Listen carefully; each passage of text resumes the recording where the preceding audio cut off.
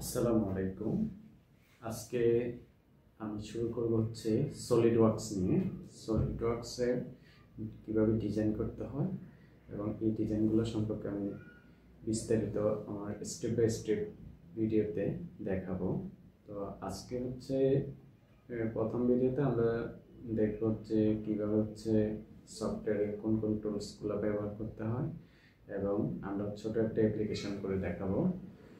তো প্রথমে আমি সফটওয়্যারে যাই।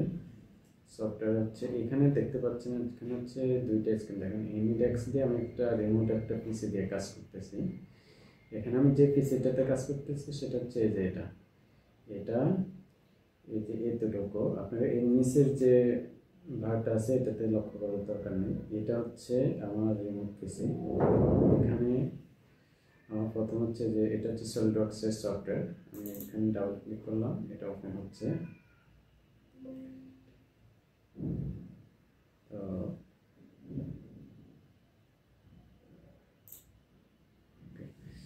এখানে এখানে কয়টা পার্ট আছে দেখেন। এখানে যে পার্ট, অ্যাসেম্বলি, তারপর ড্রয়িং। এখানে এই তিনটা পার্টে আমাদের কাজ আছে। এখানে আমরা যখন একটা প্রোডাক্টকে ডিজাইন করব, ড্রয়িং করব, সেক্ষেত্রে আমাদের এই পার্টটা দরকার হবে। পার্ট তারপরে পার্ট আমাদের অনেকগুলো। একটা মেশিন যখন আমরা ডিজাইন করব, একটা ডিভাইস যখন আমরা ডিজাইন করার পর তার অনেকগুলো পার্ট থাকবে।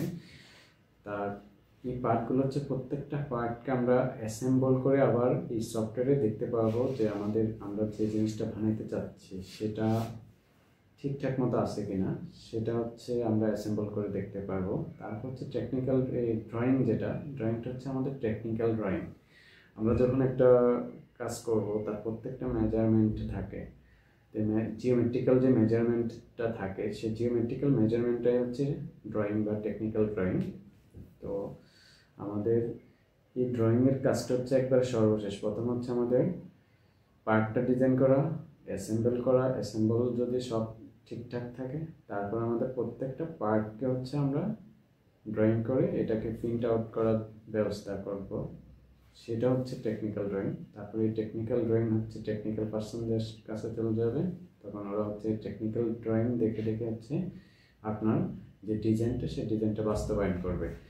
তো প্রথমে আমি একটা পার্ট, আমরা আজকে একটা শেপ ডিজাইন করে দেখতে পারি। শেপটা প্রথমে তাহলে আমরা পার্টে ক্লিক করব। পার্টে ক্লিক করার পরে এখানে দেখুন এই এইখানে যে জিনিসটা দেখতে পাচ্ছেন, এটা আমাদের মেইন কাজের জায়গাটা। এটা তারপরে এগুলো আমাদের বিভিন্ন ধরনের টুলস। দেখেন এখানে উপরে একটা টুল বার আছে। এটা ক্লিক করলে যে file, edit, view, install, tools, window, help, ঠিক আছে। তারপরে এখানে আবার ক্লিক করবেন।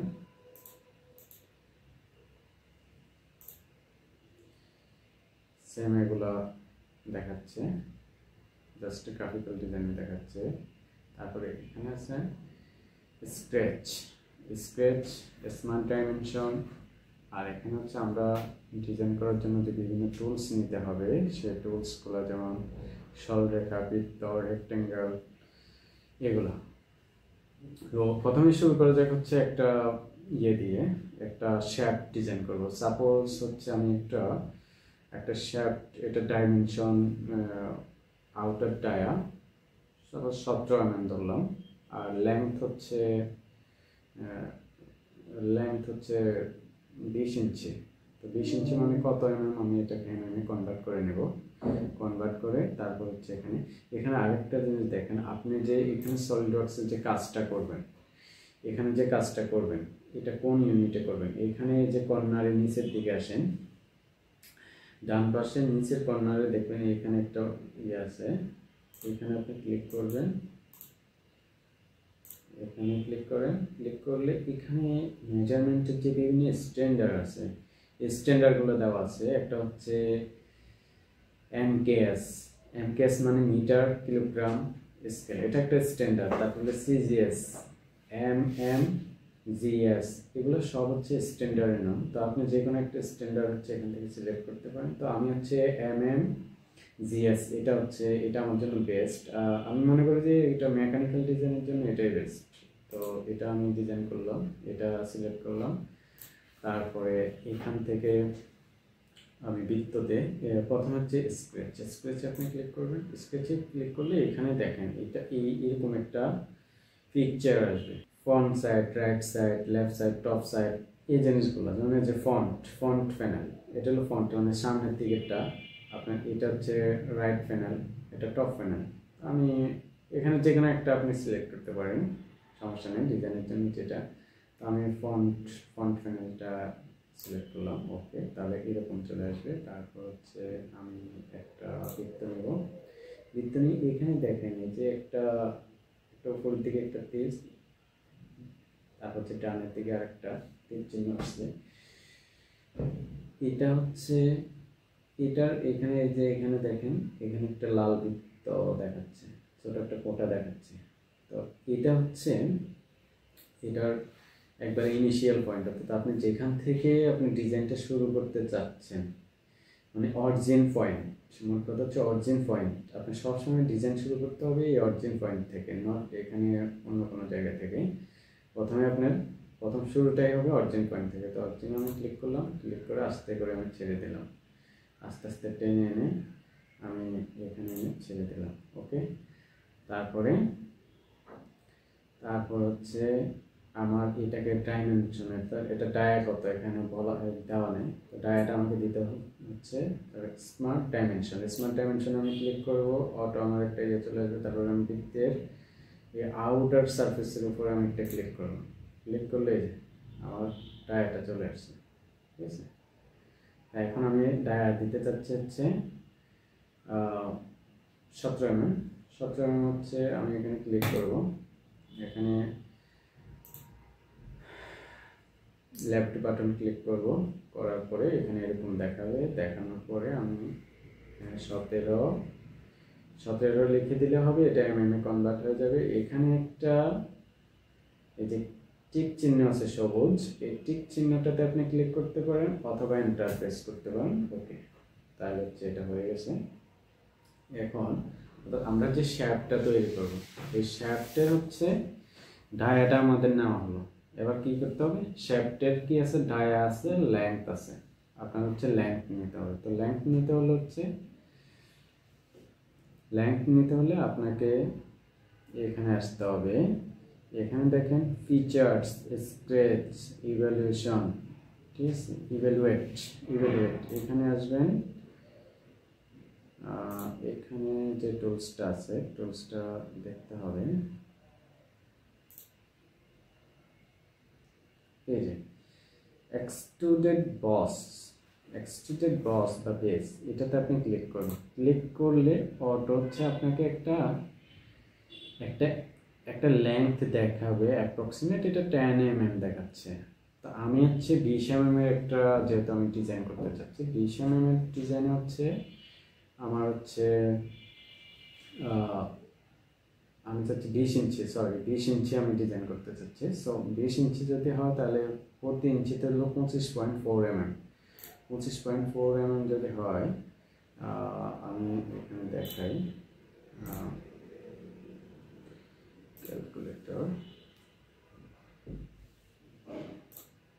ক্যালকুলেটরে গেলাম, 20 গুণন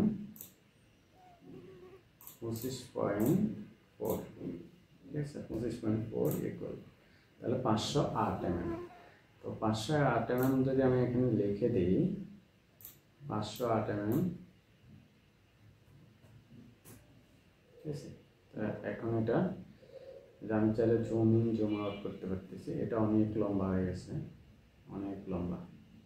ওকে, আমি আসলে 20 ইঞ্চি দেবো না, আর একটু কমাই দিই, এটা অনেক লম্বা হয়ে গেছে। 100 mm এর আমি একটা শেপ ডিজাইন করে দেখে 100 mm দিলাম, ওকে। এটা হচ্ছে আমার 100 mm এর একটা শেপ, ঠিক আছে।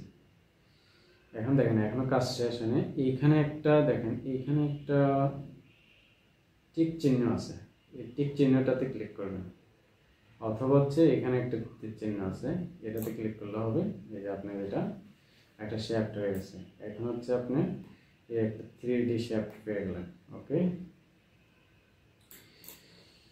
এবার হচ্ছে দেখবেন আমরা মেশিনে বিভিন্ন যন্ত্রে দেখবেন যে শেপগুলো দেখি, দেখবেন যে এখানে একটা টেপার থাকে সাইডে, এখানে একটা টেপার, এটা মেকানিক্যাল একটা ডিজাইন, সৌন্দর্যের জন্য বা অনেক কারণ থাকতে পারে।